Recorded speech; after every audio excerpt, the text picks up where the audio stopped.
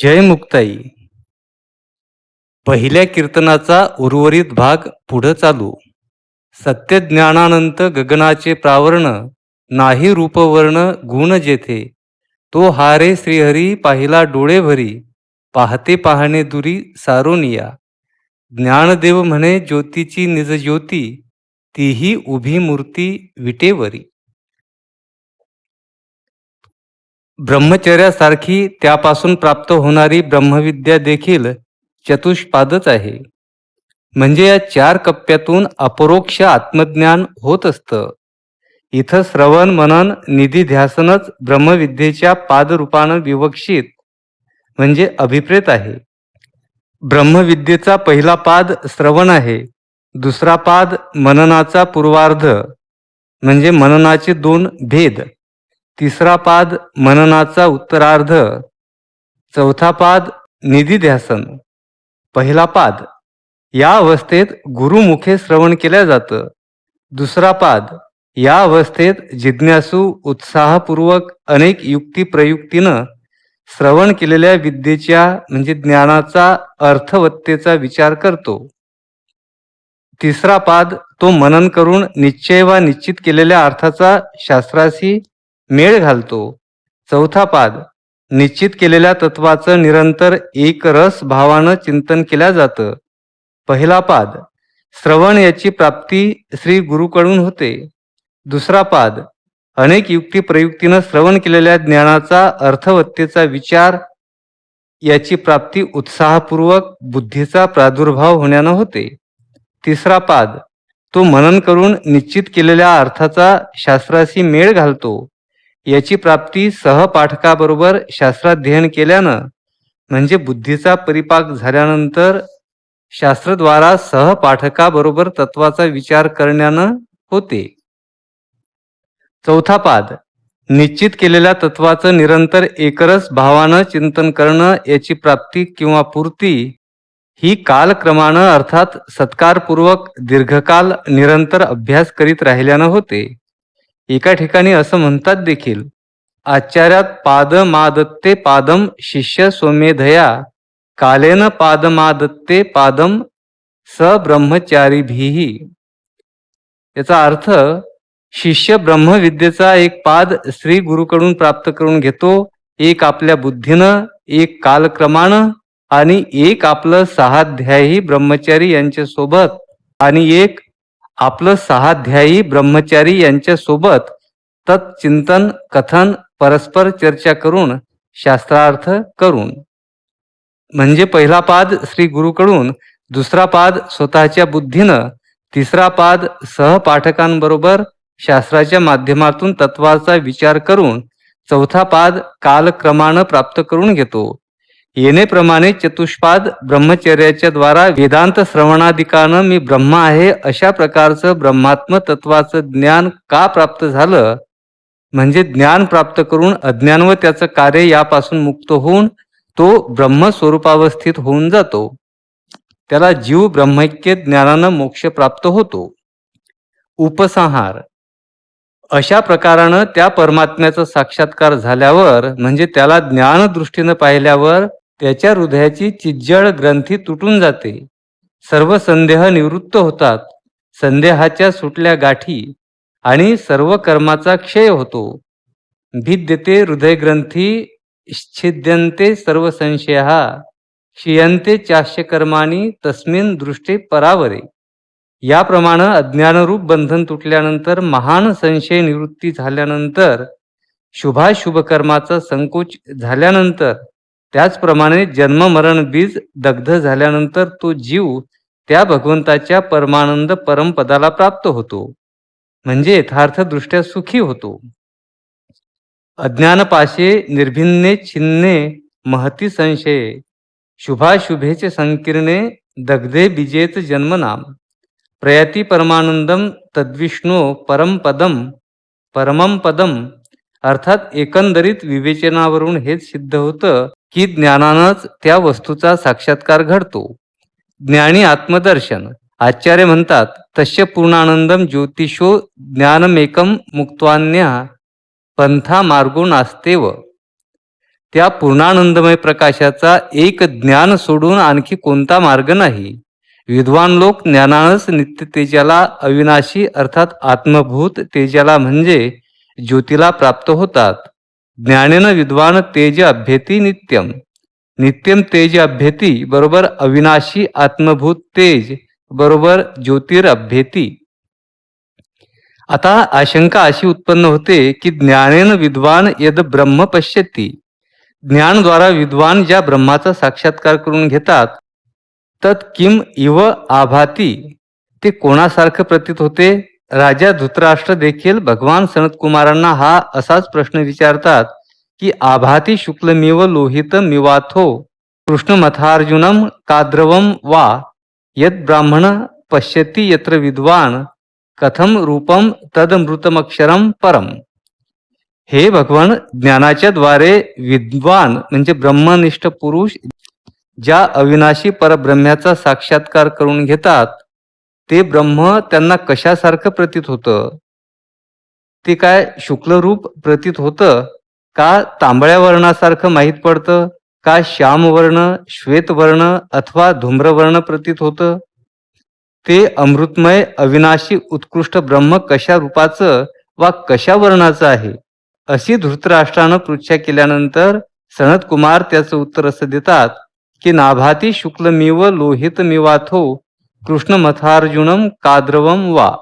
ते ब्रह्म शुक्ल रूपही प्रतीत होत नाही, तसेच तांबड्या, श्याम, श्वेत किंवा धूम्र वर्णाचं देखील ते नाही. का तर ते रूप वर्ण रहित आहे. हेच ज्ञानेश्वर माऊली अभंगाच्या पहिल्या कडव्यात सांगतात की विद्वान लोक ज्ञानानं ज्याचा साक्षात्कार करून घेतात, असं जे सत्यम ज्ञानमनंत ब्रह्म ते रूप वर्ण गुण रहित आहे. म्हणजे जेथे रूप वर्ण गुण नाहीत, नाही रूपवर्ण गुण जेथे. विठोबा रुक्माई, विठोबा रुक्माई. विद्वान लोक ज्ञानानं ज्याचा साक्षात्कार करून घेतात, असं जे आकाशाचंही पांघरून असणारं सत्य ज्ञान अनंत स्वरूप ब्रह्म बरोबर सत्यम ज्ञानम अनंतम आनंदम ब्रह्म, ते रूप वर्ण गुण रहित आहे. जेथ रूप वर्ण गुण नाहीत, नाही रूप वर्ण गुण जेथे. पुढील निरूपण करण्यापूर्वी प्रथमतः या ब्रह्माचं स्वरूप सांगणं क्रमप्राप्त आहे. ब्रह्म बृहती बृह्यतिथी ब्रह्म. ब्रूही बरोबर वृद्धो, बृह बरोबर वाढणं. बृहत्वाद बृहणत्वाच्च तम ब्रह्मेत्य भिधीयते. विष्णू पुराण भाग 1. श्रुती या ब्रह्माचं स्वरूप विधिमुखानं व निषेधमुखानं वर्णन करते. निषेधमुखानं वर्णन अशब्द म स्पर्श म रूप म व्ययम तथा रसम नित्यम गंध वच्च यत. अर्थ, ते ब्रह्म शब्द स्पर्श रूप रस गंधरहित आणि अनाद्यनंत आहे. एतद्दद्रे शमग्राह्यम वर्णमचक्षुः श्रोत्रम तदपाणी पादम. जे जाणलं जात नाही म्हणजे ज्ञानेंद्रियाचा अविषय, हातानं ग्रहण करता येत नाही म्हणजे कर्मेंद्रियाचा अविषय, गोत्ररहित, ब्राह्मणादी वर्णरहित अथवा रंगरूप रहित, श्रोत्रादी ज्ञानेंद्रिय रहित व पादादी कर्मेंद्रिय रहित आहे. यन्मनसा न मनुते येनाहुर्मनो मतम तदेव ब्रह्मत्वम विद्धी नेदम यदि द मुपासते. जे मनानं मनन करण्यासारखं नाही, पण मनामध्ये मनन शक्ती ज्याच्यामुळे येते असं म्हणतात ते ब्रह्म आहे. ज्याची उपासना करतात ते ब्रह्म नाही. येतो वाचा निवर्तनते अप्राप्य मनसासह.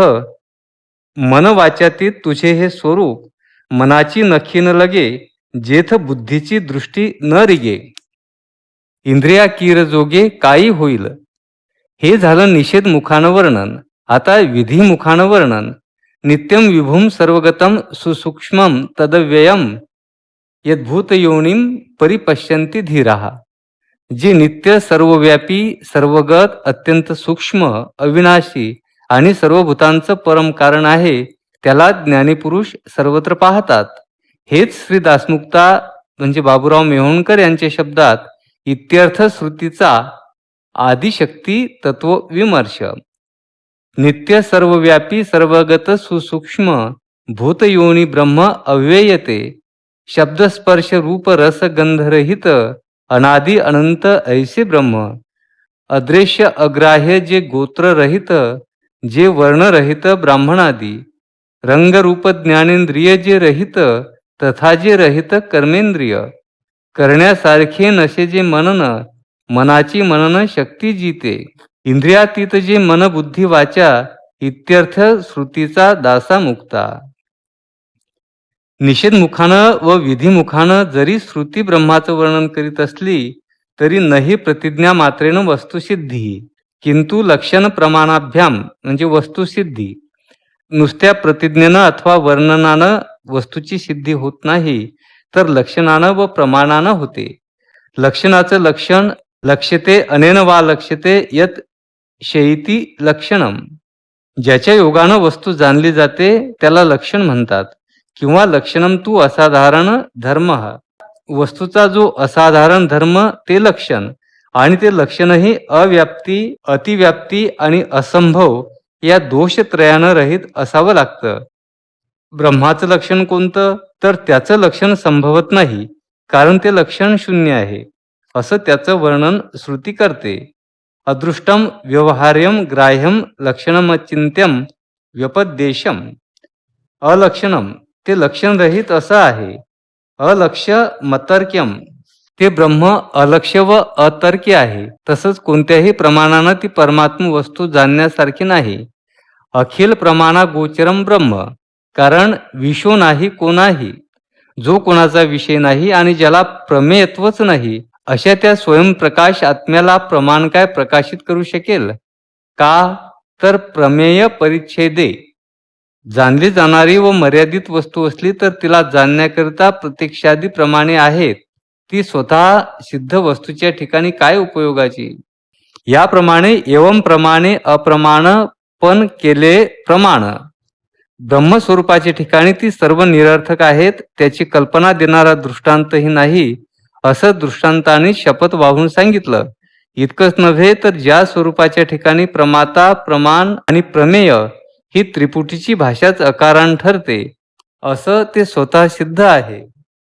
प्रमाता आणि प्रमाण दोन्ही जाहली अप्रमाण प्रमेयेशी कारण अकारण जाहले. त्याचं कोणतेही लक्षण सांगणं अशक्य आहे हे श्री दासमुक्त यांच्या शब्दात असे स्वतः सिद्ध. वस्तुसिद्धी नाही होत ती प्रतिज्ञे होतसे लक्षणे प्रमाणेती. ब्रह्म ते अदृष्ट जे व्यवहार्य असे जे अग्राह्य अलक्षण असे जे अचिंत्य जे अव्यपदेश्य अतर्क्य अलक्ष्य ऐस ऐसे अखिल प्रमाण अगोचर ऐसे दासा मुक्ता असे स्वतः सिद्ध. तटस्थ स्वरूप लक्षण अशेष जे विशेषण विवर्जित जे लक्षणातीत निष्प्रपंच. श्रुती प्रतिपादी तटस्थ स्वरूप वरी सृष्ट्यारूप करुणी त्या. जयापासून या भूते होती जिती शेखी लीन होती जया माझी. जयापासून या जगाची उत्पत्ती नाश आणि स्थिती तटस्थ हे. आनंद अनंत आणि सत्य ज्ञान स्वरूप लक्षण दासा मुक्ता.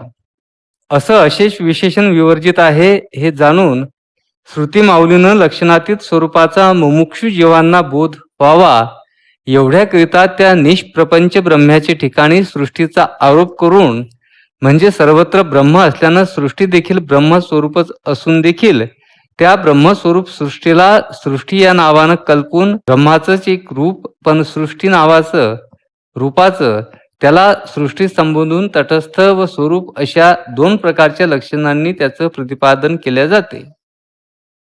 जय मुक्ताई, जय दासमुक्ता.